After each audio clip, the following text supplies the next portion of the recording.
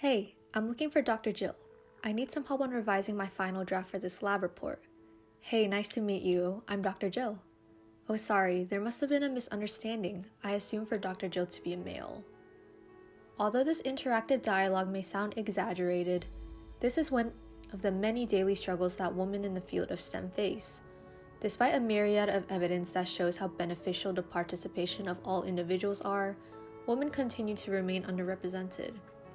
Women are commonly exposed to unsupportive environments that threaten their retention in the field of STEM.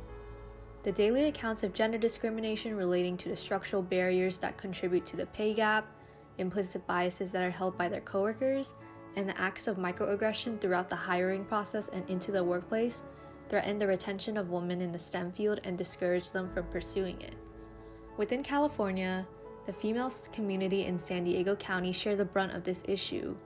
The state of California has implemented various measures that attempt to alleviate specific aspects of this issue, such as Proposition 16 in the 2020 California ballot and the Fair Pay Act of 2019.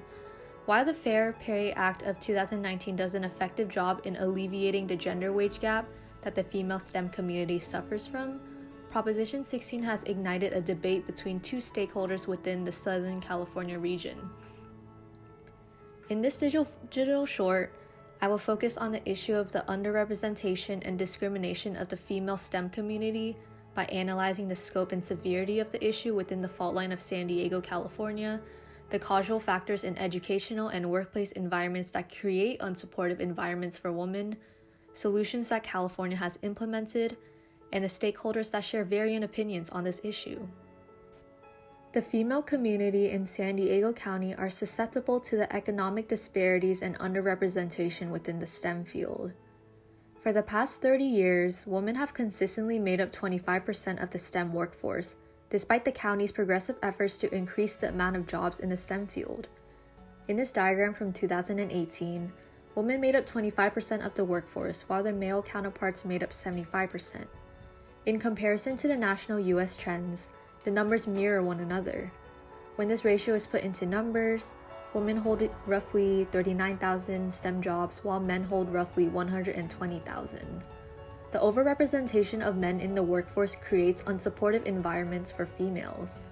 This apparent lack of representation of the female STEM community has contributed to economic disparities that favor men. San Diego County reported that the mean wage gap for men in STEM was $87,000, while the mean wage for women was $71,000. In relation, men earn at least 80 cents, while women earn at most 74 cents for every dollar that they made. The implicit biases held by society contributes to the issue of the underrepresentation of women in the STEM field, as women develop feelings of unbelonging. The field of STEM is a desirable place to be in because of its progressive nature that reaps financial benefits and innovative discoveries. Because of this, a myriad of individuals have aspirations of entering the STEM field. The career choices span among options like a software engineer, a medical scientist, a doctor, or a computer scientist. From historical times, gender roles of what men should do and what women should do have bled into stereotypes that restrain women. The belief that men have this innate and natural talent and brilliance that women do not possess has ruled the STEM world. A research study conducted by the U.S. National Library of Medicine tested out field-specific ability beliefs by interviewing 1,800 non-academic and academic individuals throughout 30 public universities in order to measure the causality of gender biases within society. These field-specific ability beliefs hypothesize that individuals are less likely to believe that women are represented in fields that require a so-called natural brilliance, such as the STEM field. After collecting the results, the data displayed how society was less likely to imagine women working in STEM fields. These beliefs and expectations can lead women to doubt their ability to participate and succeed in so-called brilliance-focused disciplines, discouraging them from pursuing them. They begin to compare their ability to their male counterparts, wondering whether they are good enough. As women enter the STEM workforce, they experience disparities within their wages in comparison to their male counterparts. In this diagram, Women have lesser earnings within various STEM subdisciplines in comparison to their male peers. The largest pay disparity is documented in the field of physical sciences, where women make $23,000 less than their male counterparts. In a study conducted by the National Science Foundation in 2018, women earn 9% less than their male coworkers. To put into perspective, a difference of 3% between a man and a woman's earnings can contribute to a loss of $500,000 over a woman's career. These pay differentials document the daily struggles that women undergo in their respective fields. Despite having similar roles, they are compensated lower than men. The motherhood penalty penalizes mothers for their starting wages. These are caused by hiring managers who hold expectations that mothers are less productive. Moreover, the motherhood penalty is linked to gender biases that are held by hiring managers. In a study conducted by Cornell University, mothers were offered $11,000 less than single mothers and $13,000 less than fathers. The study documented fathers to be exempt from this penalty. Instead, fathers were compensated higher when they had children. The study revealed that fathers were compensated 9% more for their starting salary than single men. Many women in the STEM workplace have experienced higher counts of discrimination, further creating an unsupportive environment. In a study conducted by the Pew Research Center, they surveyed women and men in the STEM field to measure their instances of workplace discrimination. In general, 19% of men had experienced gender discrimination in comparison to 50% of women. When the settings are switched to predominantly male workplaces, the percentage of women who experienced gender discrimination rose from 50% to 78%. Moreover, 20% of women viewed their gender as a blockade to their success in the workplace in comparison to 7% of men. Lastly, 28% of men face sexual harassment in the workplace in comparison to 36% of women. These percentages display a general overview to the instances of workplace discrimination that women are susceptible to. These forms of discrimination are increased in male-dominated STEM fields. This can induce feelings of exclusion, causing women to step down from their positions, leave their workplace, or leave the STEM field altogether. As a result, this contributes to the underrepresentation of women in the STEM field and prevents a valuable and diverse workplace. Within the workplace, implicit biases that are held by coworkers and faculty can be detrimental to a woman's ability to progress in their field. The implicit biases that are held in the workplace can undermine the potential of a woman. The assumption that women are unable to take on important tasks or projects is prevalent within faculty in the STEM field. In a Pew Research study, researchers revealed that 29% of women experienced their coworkers perceiving them as incompetent and holding a lesser position than them. Moreover, 18% of women receive less support from their senior colleagues than their male coworkers. These statistics reveal the harmful nature of implicit biases within the workplace and how it limits a woman's ability to progress. Hi, I'm here to see Professor Davis. Could you tell him I'm here? I am Professor Davis. I emailed you about an hour ago. You need to postpone until tomorrow, okay? Yeah, sorry, of course. The gender stereotypes that are held by society cause individuals to question a position that a woman holds, as faculty, male staff, and senior coworkers hold assumptions of women holding lower positions than them, or having no knowledge that is valuable to their research. It is crucial for women to build meaningful bonds with their senior coworkers, who share valuable ounces of wisdom and experience. Unfortunately, women are unable to develop these bonds due to the implicit biases within the workplace, further isolating them. The STEM field's time-consuming nature makes it difficult for women to balance work responsibilities with family responsibilities. The STEM field demands tedious work for the average individual.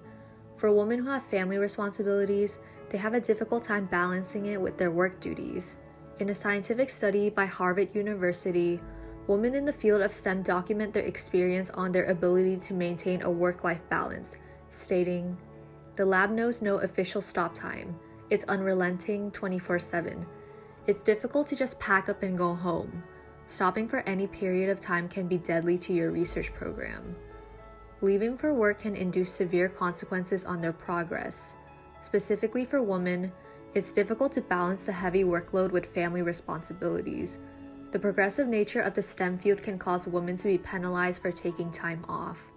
Unfortunately, STEM fields fail to acknowledge the importance of balancing work and family life, along with its hindrance on career advancement. Many influential women across California document the struggles they encounter as a woman in STEM, such as Dr. Patty Lopez, a senior software engineer for Intel. In the STEM field, Latinas only make up 4% of graduate degrees in comparison to non-Hispanic women. Despite these barriers, Patty Lopez graduated with a computer science degree and now works as a senior platforms applications engineer for Intel. Her history in the STEM field establishes her as a role model for aspiring STEM individuals.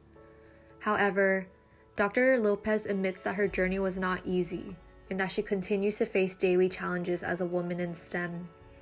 In an interview, Dr. Lopez mentions roadblocks that she faced, such as the implicit biases from her coworkers, explaining, "Most of my colleagues know that my least favorite question is, 'Are you sure?'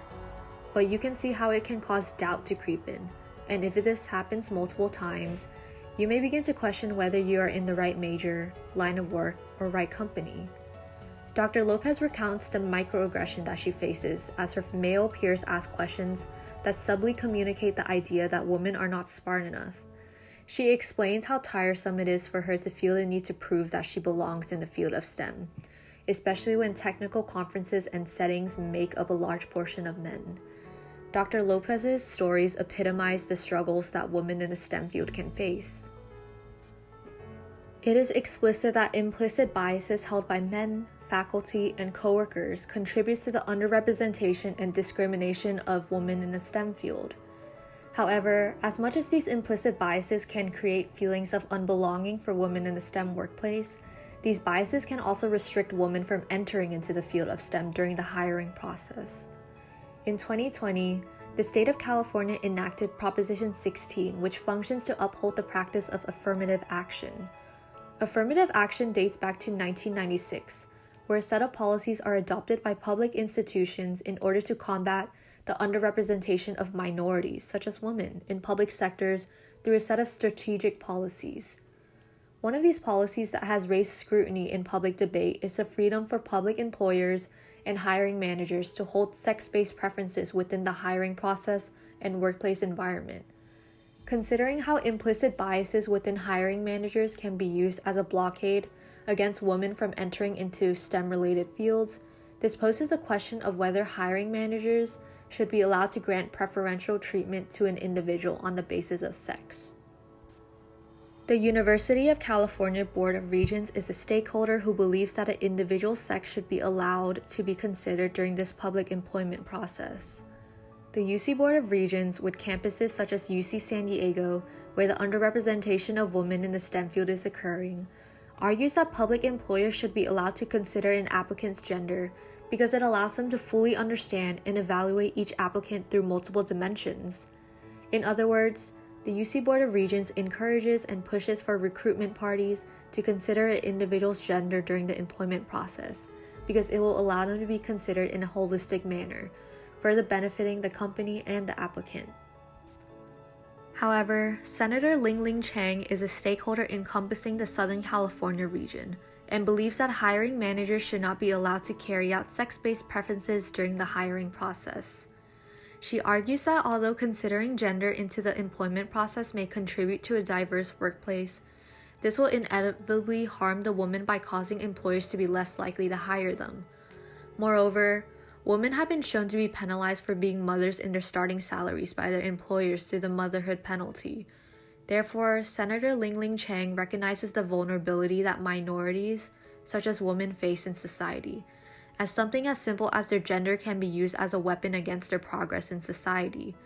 Furthermore, she argues that Proposition 16 itself is legalized discrimination, especially towards minorities. The debate of Proposition 16 acting as a potential solution to the gender biases that employers hold during the employment process has sparked regional debate within two of these stakeholders. Additional stakeholders in California have also enacted the Fair Pay Act of 2019 in order to counteract some of the structural inequalities that women face in the STEM field. such as the pay disparity. The gender biases that employers hold in the workplace have contributed to pay disparities between women and their male coworkers. The San Diego County reported that the average wage for women was $71,000, while the mean wage for the male counterparts was $87,000. Moreover, the statistics that San Diego County reported were revealed to be measured with individuals who held same positions and responsibilities in the workplace. California therefore passed the Fair Pay Act in 2019 in order to bridge this pay gap. The Fair Pay Act functions by ensuring that workplaces are transparent with their wage rates for each employee. This prevents unfair and discriminatory pay practices from being carried out by employers. The Act implements regulatory methods for employers by requiring them to be transparent with their wage rates. This transparency helps the Equal Opportunity Commission, a stakeholder who works towards gender equality, to detect areas of concern or unfair practices in the workplace.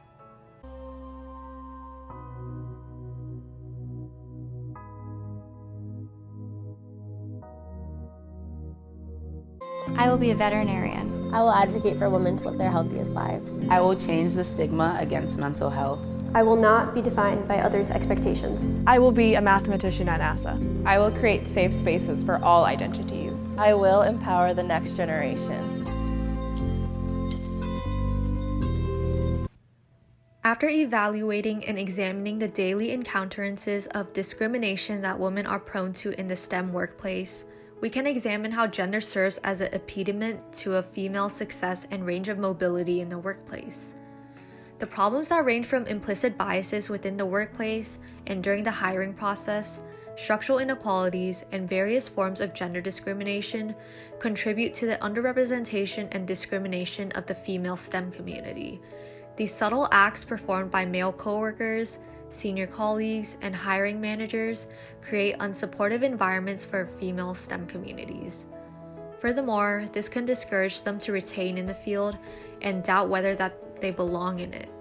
It is no secret that the representation of a diverse STEM workplace, one with both men and females and all races, contributes to the combination of unique ideas and perspectives.